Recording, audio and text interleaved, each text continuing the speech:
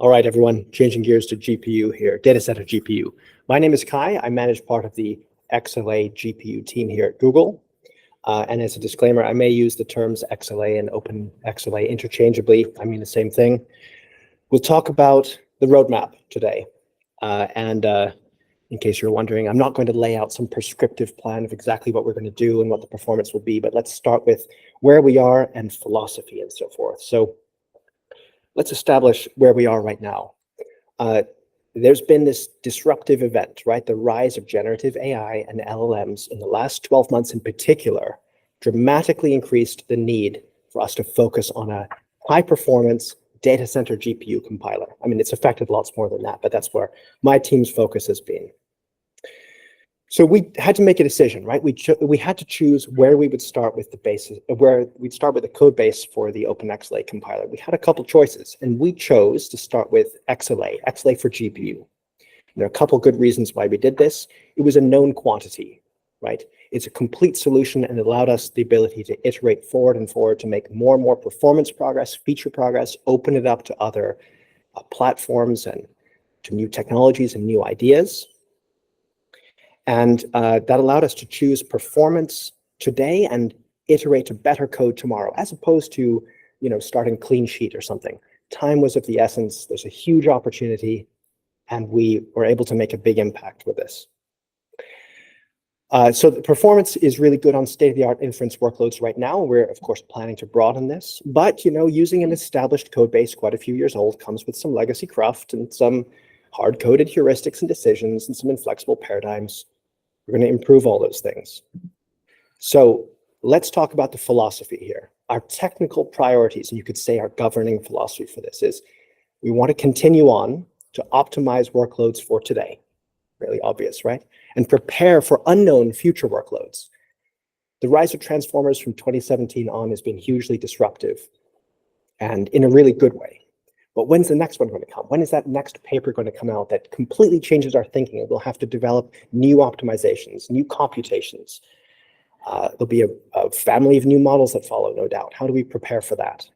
And then, as I just mentioned, we have to reduce technical debt all the while, striking that balance between rapid innovation and performance progress, while also not taking on too much technical debt and complexity, right? To allow us to all move in an agile manner with the shared code base. Okay, it should be pretty obvious from this that this is clear and straightforward and focused. That's been our whole mission, right? There's a million different directions we could go, but we want to keep it clear and in accordance with these principles. So what do we, and that's Google, right? That's not everyone here. I don't mean to be prescriptive, but what does my team at Google really want to invest in? There are a couple things up here. We think a global or general cost model to guide fusion decisions, optimizations, library kernel choice, you name it, is going to be absolutely essential. Let me just insert a plug here, by the way. Remember, there's a cost model breakout. Pick up the red tags over there afterwards and check it out.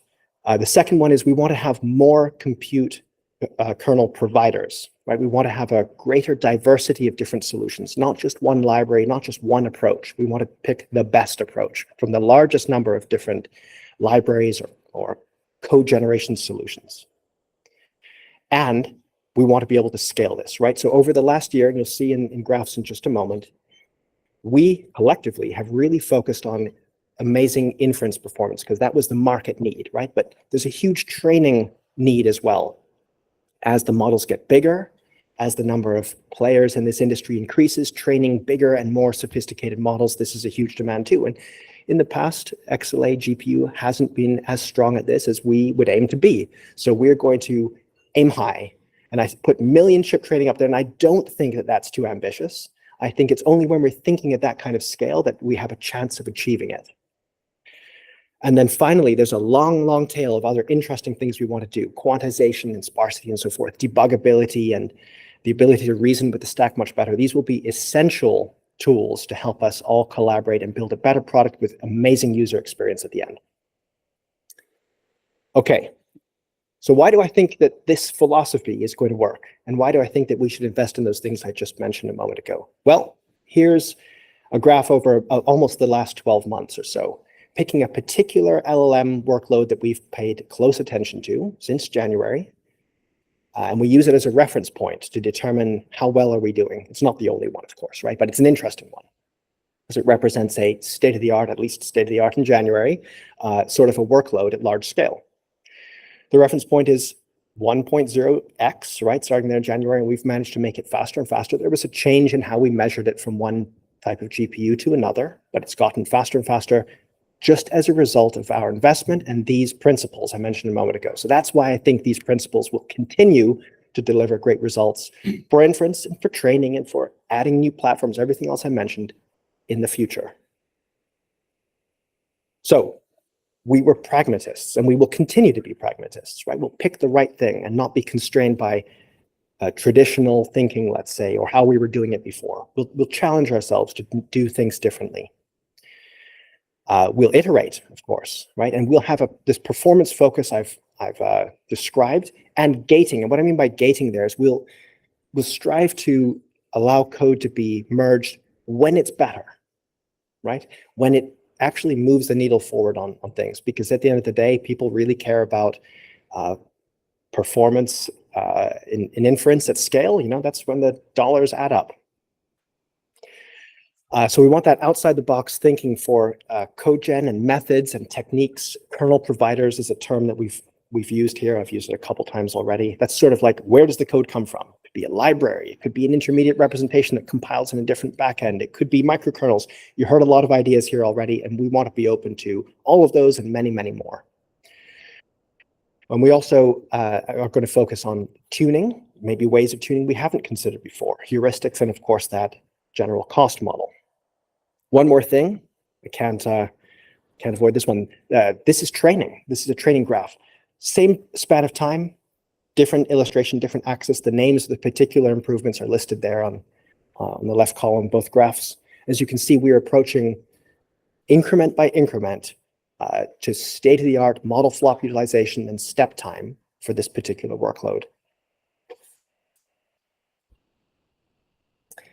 Okay, now, what do we think that we'll invest in over the next year? And don't get the impression at all that this is a comprehensive graph. This is just a couple things I picked out of our backlog and projects we want to work on. Each one of these things will probably turn into an RFC, and I hope to see dozens of more RFCs from different groups and different collaborators in the Open XLA community added on to some virtual timeline like this. Obviously, you can see it gets fairly fuzzy towards 2025. I don't know what's going to come up. I don't know if there'll be a big disruption in model architectures in that time or other interesting innovations. But these are things that we think are worth investing in. We'll pursue them. We'll continue working on them if they're better, if they're real improvements, if they're faster. I have an idea too. What if, I don't think it exists today, and someone please interrupt and correct me if I'm wrong, but we don't have a markdown document in one of the OpenXLA repositories that basically captures this kind of committed timeline. But wouldn't it be great if we had that, if we could sort of share our visions for what we want to do, at least with data center GPU, but potentially with everything else too. When you're working in a shared code base, I think that could be really useful. Okay. So to conclude, what we want to do is be pragmatic, change our approach, change our thinking, change the technical solutions if needed, be open to that. To iterate, to deliver performance by building on what's been successful in the past. That's why I showed you the last 12 months. We think you got a formula that works, and we are really excited to continue with it. We want to be open to different kinds of solutions from every component of the community we have here, right? Model authors, software framework and stack authors, chip developers who bring new ways of thinking. Everyone in this group can bring new ways of thinking to this, but from all corners of the community. And if it wasn't already obvious from this presentation, we want to maintain our focus on the user, right? Great performance, great usability out of the box, without a lot of extra work, without tuning. We just want it to perform. Okay. Questions? Yes, we got some extra microphones here too, as well, so we can pass them out. Hi, thank you very much for well, very informative, I guess, roadmap. I have a quick question. So you mentioned you want to be pragmatic. And for compute-heavy ops like convolution and gems, I was wondering if you, let's say for the next year or two, you will be leaning towards some vendor libraries, or are you thinking of building things like in-house, be it cogen or actually writing your own custom kernels? That is a great question. Thank you for asking. You said pragmatism, right? And pragmatism is also the answer.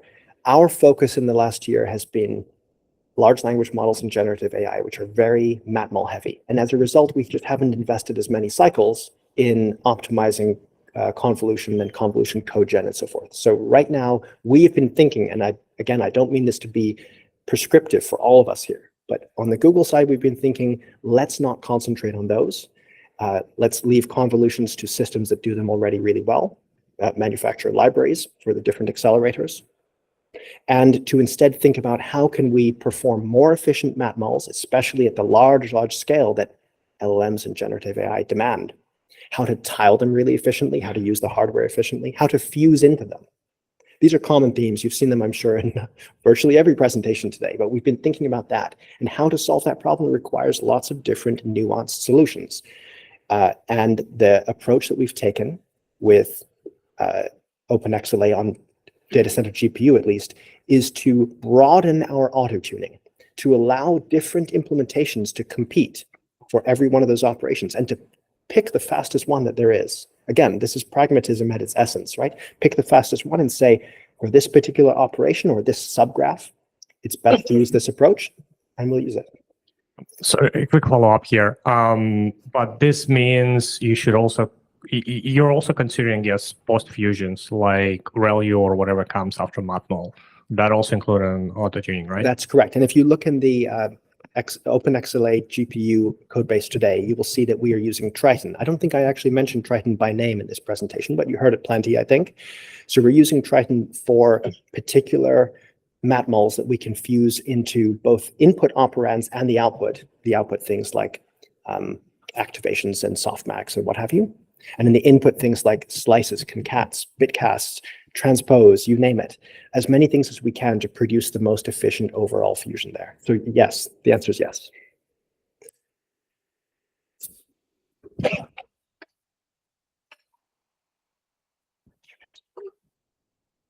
Yeah, I had a quick question following up on the previous one, Sudipta from AWS.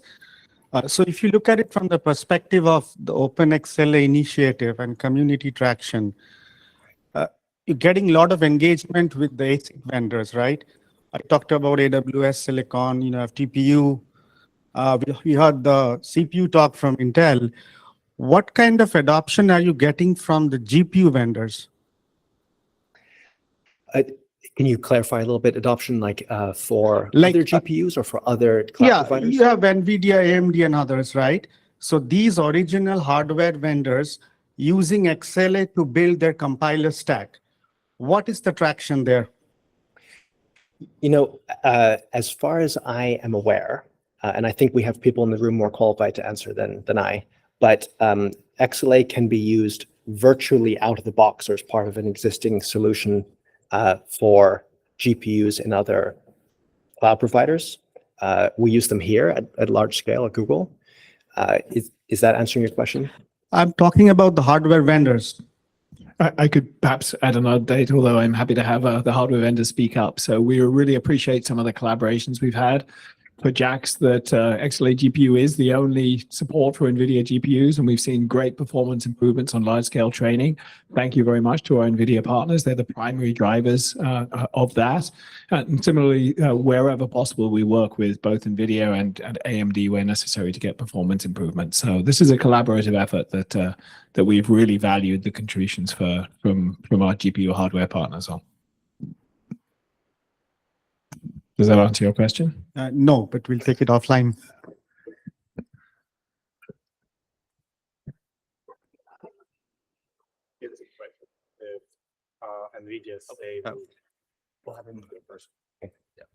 I had a question about your roadmap slide. Was that sorted in, is it more performance focused? Should I consider that Q4 is something which, did you sort them by most bang for buck type thing? Or? This is merely an illustration, and I picked items off of our backlog that are focused on inference performance.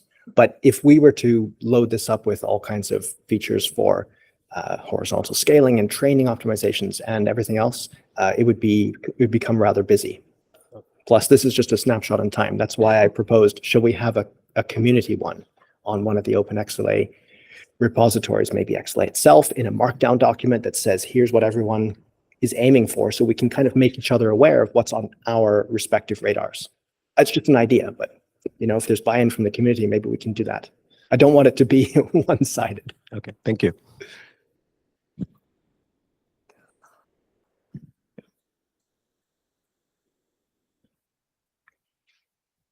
Let me actually try to phrase the question. Maybe, I think I had a similar question. Maybe it's the exact same question. Do you think there's a chance NVIDIA would, let's say, rewrite TensorRT to use OpenXLA? I guess that's what vendor adoption might mean. Oh, I see. I don't think that's really for me to speculate, but ultimately, we do want OpenXLA to be usable in all kinds of interesting new applications, and it could be that, right? It could be the basis for a completely new stack, for a completely new chip. I don't know. I couldn't speculate on that.